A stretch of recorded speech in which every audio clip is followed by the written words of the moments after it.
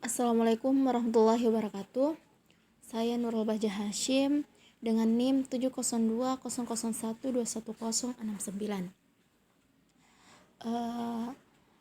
Saya dari Fakultas Kedokteran dan Ilmu Kesehatan Universitas Islam Negeri Alauddin Makassar, dari Prodi Kesehatan Masyarakat. Di sini saya ingin menuntaskan midtes mengenai tentang mata kuliah epidemiologi penyakit menular, dan di sini saya mengambil penyakit menular yaitu demam berdarah denggi. Selanjutnya yaitu penyebab penyakit denggi atau bagaimana orang bisa tertular DBD. Virus denggi terdapat 4 serotipe virus, DEN 1, DEN 2, DEN 3, dan DEN 4. Jadi penyebarannya itu bukan nyamuk tetapi virus denggi.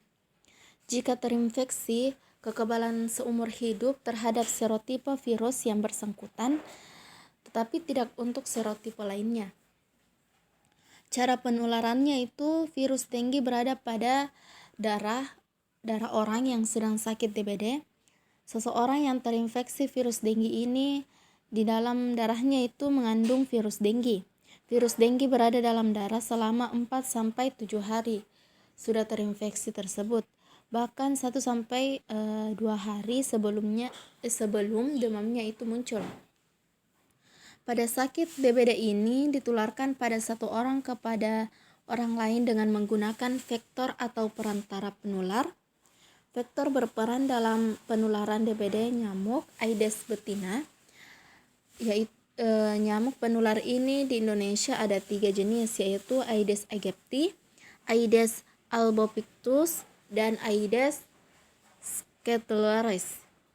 Tetapi yang paling utama yaitu Aedes aegypti, si nyamuk atau Aedes betina.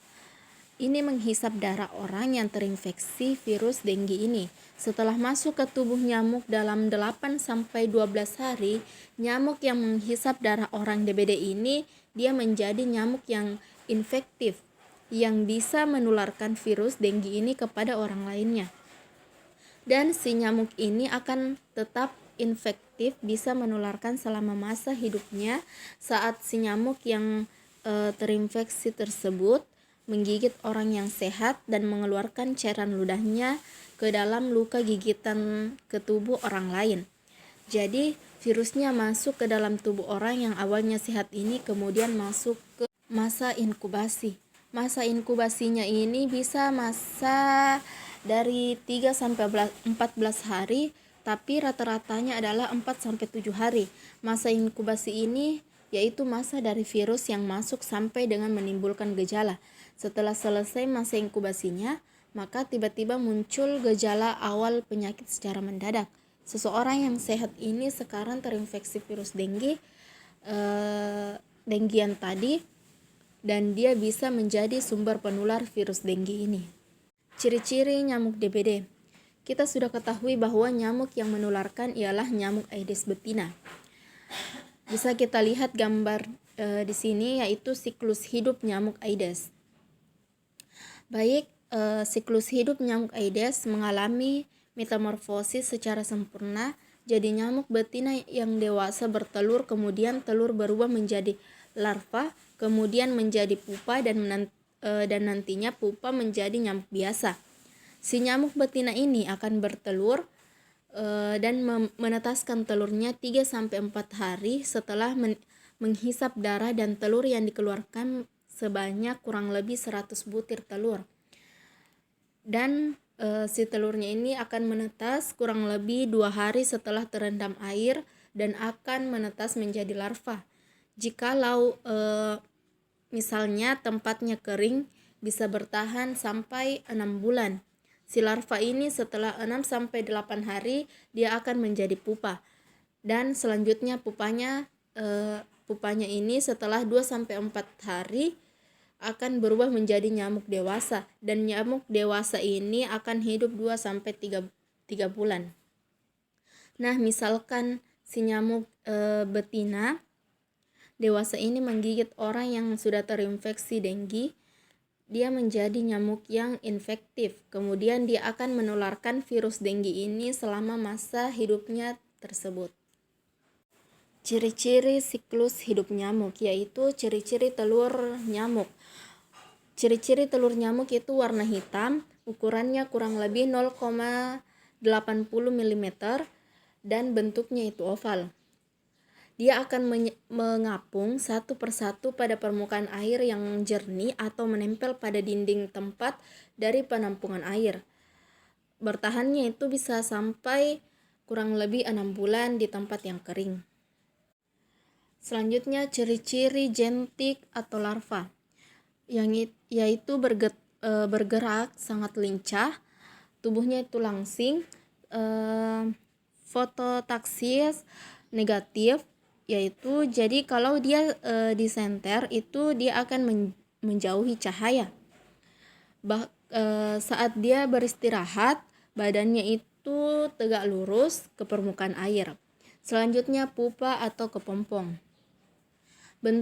Bentuknya itu seperti koma, lebih lincah, dan waktu istirahatnya itu posisi pupa sejajar permukaan air. Dan yang terakhir, nyamuk dewasa. Nyamuk dewasa itu ciri-cirinya lebih kecil jika dibandingkan dengan rata-rata nyamuk lainnya. Warna dasarnya itu nyamuk dewasa warna hitam, dan ada bintik-bintik putih pada badan atau kaki. Nyamuk itu terbagi dua, yaitu ada jantan dan betina. Nyamuk jantan itu menghisap cairan tumbuhan atau sari bunga, sedangkan nyamuk betina itu menghisap darah. Dia lebih menyukai darah manusia dibandingkan darah hewan atau antropofilik. Perbedaan nyamuk jantan dan betina itu bisa dilihat dari bulu pada antenanya. Kalau jantan itu antenanya lebat, dan kalau betina itu antenanya tidak lebat. Tempat perkembangan biakan nyamuk dewasa yaitu untuk menyimpan telur-telurnya, tempat yang dapat menampung air di dalam atau di luar sekitar rumah, dan tempat-tempat umumnya seperti bak air, ember, drum, tangki reservoir, dan lain-lainnya yang tidak tertutup sehingga bisa dihinggapi oleh nyamuk. Aktivitas menggigitnya itu terdapat 2 puncak, mulai dari pagi atau petang. 2 puncak yang aktifnya itu mulai dari jam 9 sampai jam 10 pagi dan jam 4 sampai jam 5 sore. Sampai si nyamuk Aedes betina ini kebiasaan menghisap darah berulang kali untuk memenuhi lambungnya dengan darah sehingga dia menjadi penular penyakit yang sangat efektif. Tempat beristirahatnya nyamuk yaitu tempat yang gelap atau lembab di dalam atau di luar rumah yang dekat dengan tempat perlindungannya, apalagi banyak yang bergantungan seperti baju dan lain-lainnya. Cara pencegahan DBD yaitu langkah-langkah pencegahan yang sederhana yang dapat dilakukan agar terhindar dari penyakit DBD, yaitu memasang kelambu pada tempat tidur atau maupun jendela, menerapkan program 3M, menguras, menutup, serta mendaur ulang, memperbanyak konsumsi vitamin C, memperoleh vaksin dengue setelah berkonsultasi dengan dokter. Yang terakhir yaitu gejala DBD. Umumnya demam berdarah menyerang anak-anak berusia kurang dari 15 tahun dan sebagian dialami juga orang dewasa. Gejalanya itu demam pada tahap awal. DBD sulit dibedakan dengan demam pada penyakit atau flu biasa. Tetapi pada DBD, demam naik turun atau demam bifasik yang terjadi 2-7 hari. Munculnya bintik-bintik kemerahan, nyeri sendi, nyeri otot, nyeri pada area belakang bola mata, dan manifestasi perdarahan kulit, mukosa, dan pencernaan.